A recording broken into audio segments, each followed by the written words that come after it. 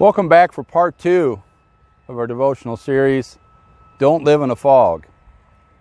Because God doesn't want the circumstances around us to affect us from doing what He's asked us to do. I'm Craig Fritchley from the sanctuary in Syracuse, and I'm here on Lake Wawasee. And there are, if you look right over my left shoulder, there are 2 fishermen out there, and they're actually standing up in their boat fishing. I know you got to look closely. They're not very far out, but they're out there fishing this morning.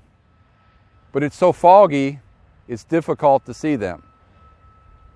And sometimes when the circumstances and surroundings around us start to cave in on us, we panic.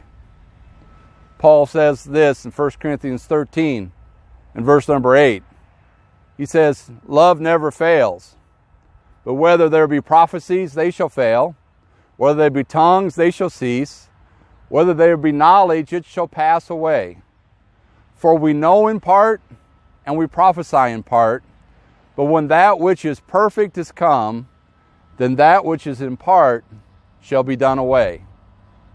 Paul said Jesus is coming. And we only see little snippets right now. We only know little things. And we only have a slight understanding of what's happening. But when the Lord comes, it's all going to become clear. And so God just wants us to serve Him. God just wants us to let us help other people and point them to Him.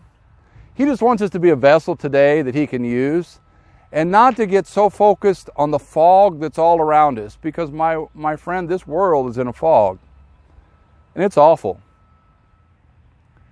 And we can get so focused on it that we lose vision of what Jesus wants us to do. He saved us, He has called us, and He wants us to be a part of His kingdom. And I want to do that because this is the time God has put us here. We're right next to the coming of the Lord. He's coming anytime, and I want to be ready. So get back in the game. Don't let the conditions around you stop you from being a vessel that God could use. Because God doesn't want you to live in a fog. He wants you to live in His light and to show forth that light everywhere you go. God bless you. Have a wonderful day. Join us tomorrow for part 3 of Don't Live in a Fog.